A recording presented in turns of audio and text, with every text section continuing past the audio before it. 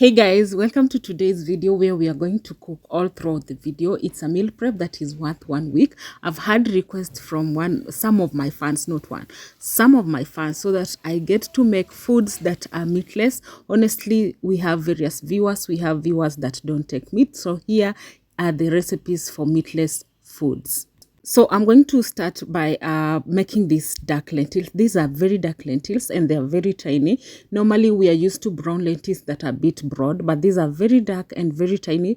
I have soaked them. That is why they have changed the color. I soaked them for 12 hours. So I want to start by cooking them, but I'm going to show you a different way where we're going to cook these lentils minus boiling them first. So we are just going to cook them direct so that they can get all the flavors. It's good to always change the way you cook your meals so that you can get various states of your meal in different ways, minus having to stick by one way of cooking your food. You know, each way of cooking the meal has different tastes. So today we are going to go with these ingredients. I have turmeric here, coriander powder, curry powder, and also some onion and garlic powder as well. I will be adding fenugreek, but I'll not be adding the fenugreek now. As I said before, you can't infuse the fenugreek in oil because when it burns, it releases a very bitter taste into your food, hence destroying the flavors of the food. So it's good to add the fenugreek powder after you have cooked the lentils or any legume that you're cooking. I'm also going to make chapattis to go with the lentils. I have some red onions as well, and the coriander, and also the green pepper. So let's begin. Add some oil in my pot. My oil jar broke, so this is what I'm managing currently. Not a lot of oil, depending on the amount of lentils that you have. Those are half a kilo. Then I will add in the spices so that we can infuse the oil before adding the onions inside. I did not want to preheat the pot because I did not want high heat before I can heat the spices. You don't want to burn the spices. If you burn the spices, you won't get the flavors of the spices into your food. So I'll give this a good mix. So I'm going to add in the mixture of onions and the fresh garlic. So I'm going to let this cook until they are a little bit translucent, and then I shall show you what you're going to add next. Once they are a little bit translucent and they have gotten the flavors of all the spices, I'm going to add in some blended tomatoes. If you don't have a blender, you can slice them into smaller pieces and then use those as you cover and lower the heat so that they can soften a little bit. Yeah, that is it. So I'm going to cover this so that we can cook the acidity down. It's very important that you cook the acidity so that you don't get the rawness of the tomatoes, and also it doesn't get to change the flavor of the lentils. So I'm going to cover this.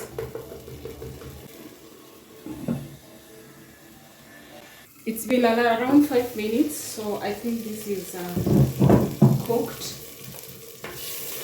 I'm going to give it a good mix. Can you see that paste? The color clearly tells you that the acidity is cooked down. It always changes the color whenever the acidity is cooked down. So I'm going to add the lentils, and we are going to add the lentils as raw as they are. The reason why I decided to cook them like this is because I want them to cook along with all the spices, the tomatoes, so that the lentils can absorb all the flavors from all this. And I'm very sure it's going to be very, very delicious. Lentils take a very short time to cook, so it's not like beans. They really take a short time.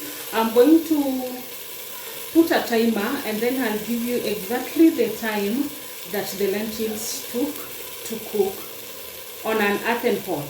On a normal pot, I can't really tell, but on an earthen pot, I will sure tell you the time they took. So I'm going to give it a good mix until the ingredients are well incorporated with the lentils. Always test your salt. If it is not enough, just add the salt, but it's always good to put enough salt. Maybe you don't over salt your food and you get to balance the flavors all the way from the tomatoes into the lentils. So I'm going to cover this again so that it can heat up just a little bit. It's going to stick down, I know, but it will eventually scrub off because this is an earthen pot. If you put hot water, it will come out. So I'm going to cover this for like a minute or two. Exactly a minute. So I'm gonna uncover this, give it a good mix. I'm going to cook these lentils on high heat. I'm not lowering the heat. I'm going to add some hot water.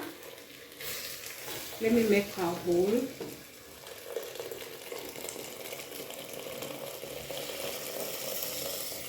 Yeah, I think that is enough. Let's give it a good mix. Add a little bit because we want to take this with chapattis. We really need a lot of the soup or broth. Yeah. So let me test for the salt. It's enough. I'm going to cover this. Now before I cover it, there's something I'm going to put inside there. A whole onion inside here. Trust me, it's going to create a difference with the flavors. So I'm gonna insert it inside. And then I will cover this. Then I'll put the timer on and then we shall tell how much time it takes to cook. But I think I'll cover here with a foil or a parchment paper. Fill the edges. They are a bit visible. Parchment paper is for cooking and baking, so it's not a big deal if you use it. I've run out of the foil, so I've run out of the foil, so I'm gonna cover this with a parchment paper like this. As I wait for the lentils to cook, I'm going to make chapattis that I've already knead the dough. I've shared this before, how I do make my dough. I've used all-purpose flour to make the dough. So I just used warm water and salt, knead the dough until it was smooth, then covered it, let it rest for 20 minutes so that the gluten can be a little bit, when you spread the dough out, like you spread it out whenever you want to roll the chapattis, it's easier to handle when it rests because the gluten tends to rest so that it's easier to handle it. So it has been resting for over 30 minutes, not even 20 minutes, over 30 minutes, but you can always rest it for 20 minutes before you start making your chapati. So I'm going to roll it out, apply some oil on it, then cut into smaller pieces, roll it into balls, and then spread it out. And then we shall be drying on the pan before we can start making the actual chapatis. So that is the only way you can make your chapatis. You can make this way. Like chapatis are very effortless. It's something that shouldn't be stressing you as long as you master the ways you are going to go about it, and everything is good to go. Like, I don't find it hard to make chapatis. I can just say today I'm going to make chapati and that is it, so long as I have flour with me. So I'm going to spread it out, apply some oil, fold it into rounder balls. You're just going to see it because it's just straightforward. And then after that we are going to make the chapatis. I felt like I should just honor the request of some of my fans that don't take meat dishes. It's good to share recipes that others can also be able to try out and be comfortable when they do try them out. And trust me, whenever I give you a recipe, it's never going to backfire on you. It's never going to backfire on you. And if you're not sure of the spices and the amount of spices that you want to use and you're trying for the first time, just go with a 1/4 teaspoonful of each spices that I've mentioned in this video. and everything is going to turn out. Just make sure that maybe this dish is maybe a kilo. Let me say like lentils is a kilo of lentils. You can use the same amount of the same amount of spices that I've mentioned, of each spice that I've mentioned, quarter teaspoonful of that. So we are going to roll this like this. This is the only way you can get layers. There are so many ways you can get layers. I change from time to time. I don't have specific one that I'm using. I just change according to how that day I feel like rolling my chapattis. And I'm not going to let this rest. Some people get to let it rest. Maybe they are doing something else. But we're going to roll this out. Dry them first before we can make now chapatis using oil. Drying them first saves a lot of time. If you want to see a full recipe of chapatis, you can always check other videos that I've made chapatis. I have specific video for only chapatis. You can check that one out, or I will just link the link on the description box so that you can get all the ways that I made those chapatis.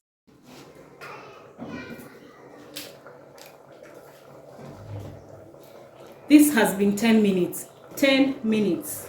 I never went anywhere because after that I just went to roll the chapatis and see the results. This has cooked in just 10 minutes. They are nicely cooked. There is no raw lentils here. So this is the result. This is as a result of soaking the lentils overnight. They cook very fast. Yeah, and I love this. Let me bring this closer. You see that? I love how nicely they cooked, and the flavors in here are just so good. So we are going to garnish this. Imagine cooking lentils in just 10 minutes. Just 10 minutes. You can soak the lentils overnight. You go to work, come back and just prepare the lentils. But get yourself this earthen pot from Traditional Foods Kenya. You can find them on IG. This is a saver, a good saver. So I'm garnishing with some coriander and some green peppers. Green peppers give good flavors to any legume. And we are done. We are done here. I'm not going to continue cooking them. I'm just going to turn off the heat, cover this, and wait for the chapatis.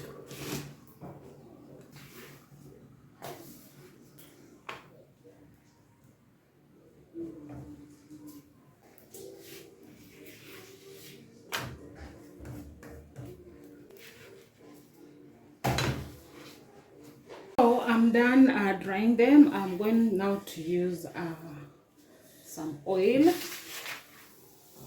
And on this stage, I think I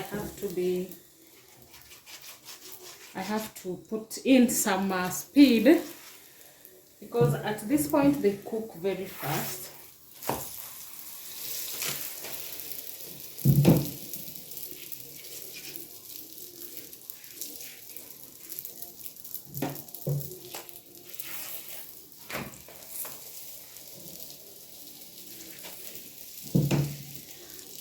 Honestly, at this point, I never struggle so much because I'm able to use a brush and this spatula. So this does help a lot.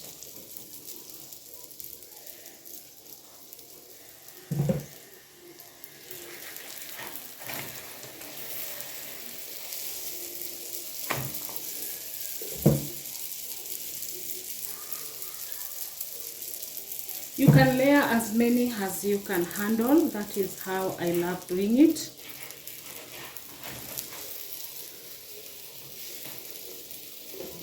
I don't like cooking a piece at a time.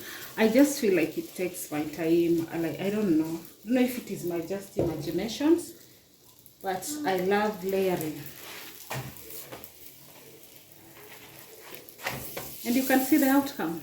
They look nice. I don't know if I'm the only person who gets the motivation to make chapatis whenever I watch somebody making chapatis, because if I do get to watch somebody making chapatis, maybe a YouTuber, I'll get the cravings and I will make chapatis even if I had no plan. but it depends with the situation. If I have the flour, definitely, and the oil, definitely I'll just go and make chapatis. So it's like giving you a motivation to make chapatis when you are just alone, or maybe you want to make chapatis for your family and you feel kind of lazy. Just make chapatis. Chapatis don't require much. Chapatis don't take much of your time. If you are composed and you are ready to make them, just go for it and make good chapatis for your family. Mostly I love pairing my chapatis with legumes because they really go well with legumes. They taste so good when you pair them with beans, lentils, or even mung beans. Any beans of your choice, they will definitely taste so delicious. So on this day I prepared this and I paired them with chapatis, but I ended up storing them because I wanted them to be used maybe the next day or the day after, depending on what we really wanted to eat on that day. The chapatis came out soft and very flaky. You don't have to punch the chapatis for them to be flaky. They can always be flaky on their own and very soft and cherry as you would wish.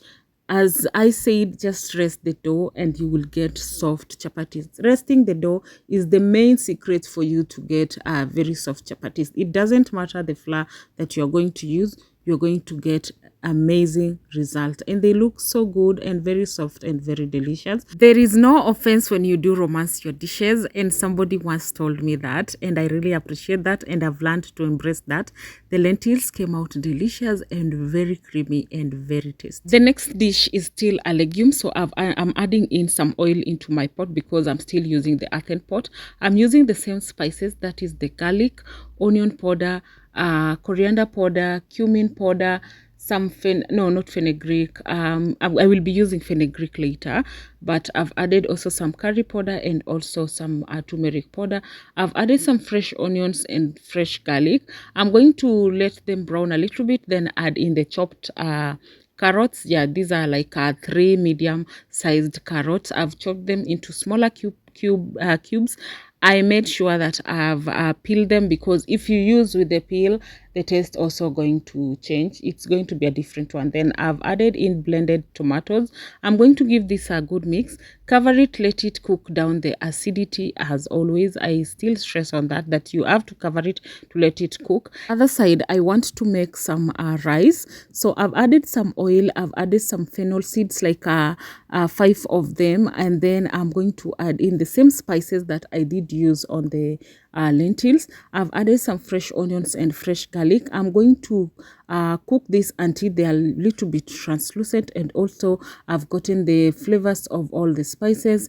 I added the fennel because we want to change the flavors of this rice. And this is lime that I have dried for 2 weeks on an open place. So I'm going to use this lime to cook this rice. This is soaked rice. It is Mwea Pishori rice. Remember that it is Mwea Pishori rice. It's not the other rice. I have a reason why I'm using the Mwea Pishori rice, because it has good aromas and a different taste. So I'm going to mix this well after adding it into my ingredients. Mix it until the rice is nicely coated with all the spices, and then we are going to add water. Cover it, not cover it. I'm going to add water, let it simmer first before I can now reduce the heat and then cover it. But I will be reducing the heat after the water has dried up, not completely. So I'm adding in the whole raw onion inside there, and then add in now the water, and then let it simmer a little bit. Cover it and let it cook slowly on low heat until it is nicely soft. The lime is going to change the flavors. The lime is the main thing here, and trust me, you will get the flavor of the lime. There is no bitterness or any funny taste there, just aromatic flavors of the zest of the lime.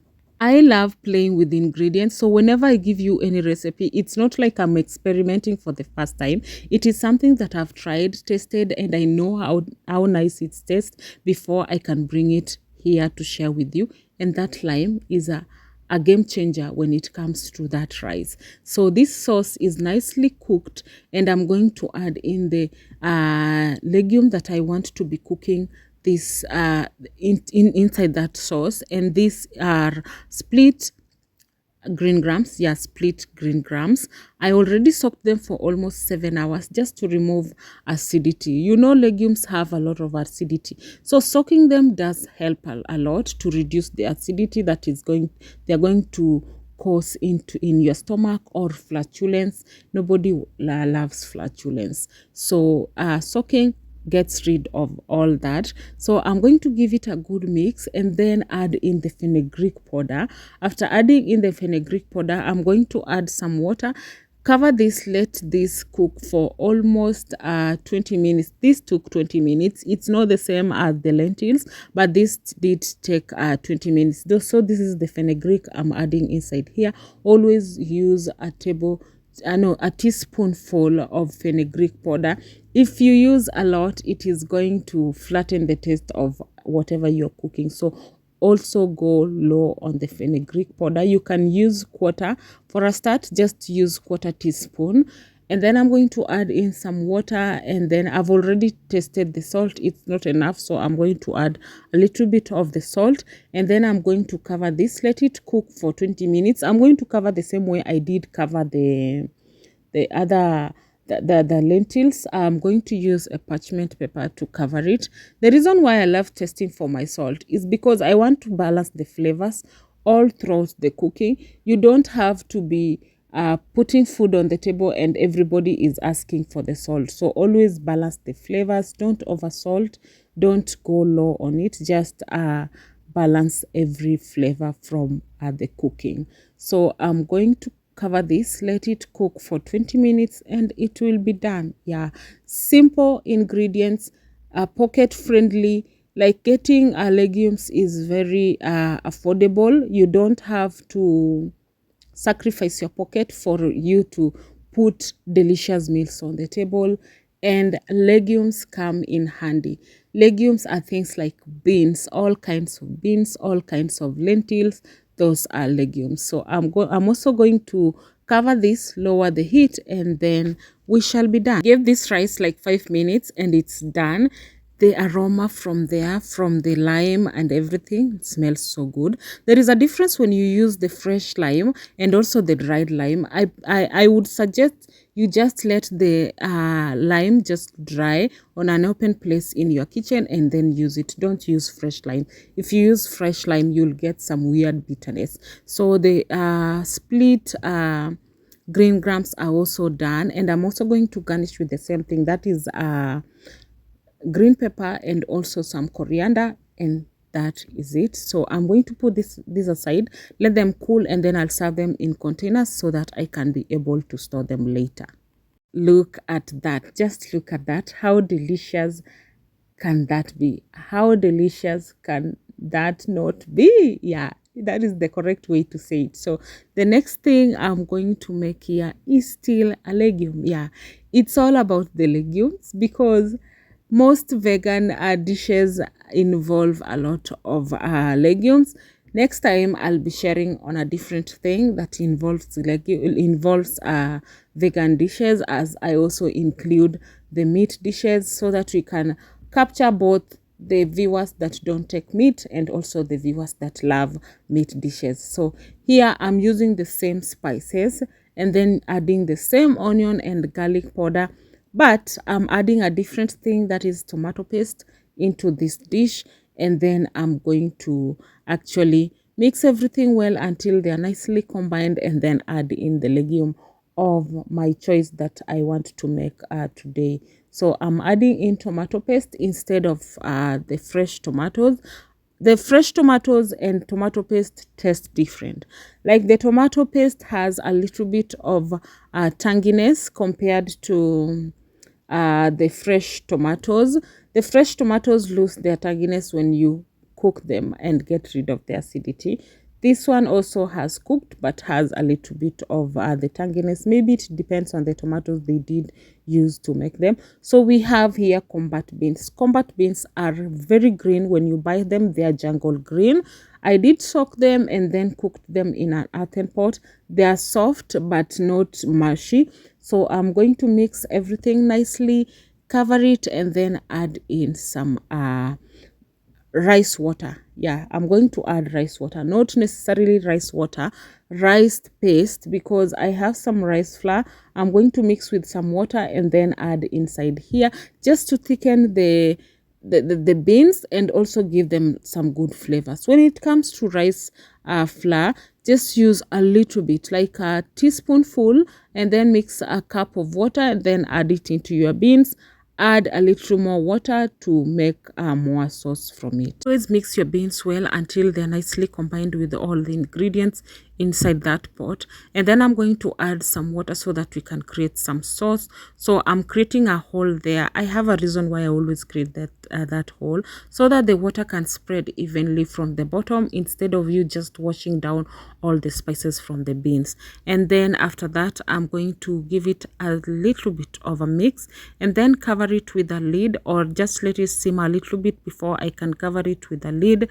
Let this cook for like 5 minutes. 5 minutes will be enough for the beans to absorb all the flavors from the nice juices or the nice broth. And then I'm going to garnish that with some coriander leaves, and then that is done. Look how creamy it looks.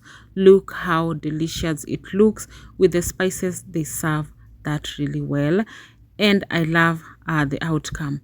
One thing I want to make clear is that spices are different. Some people say, I don't like my food with a lot of spices. No, spices are different.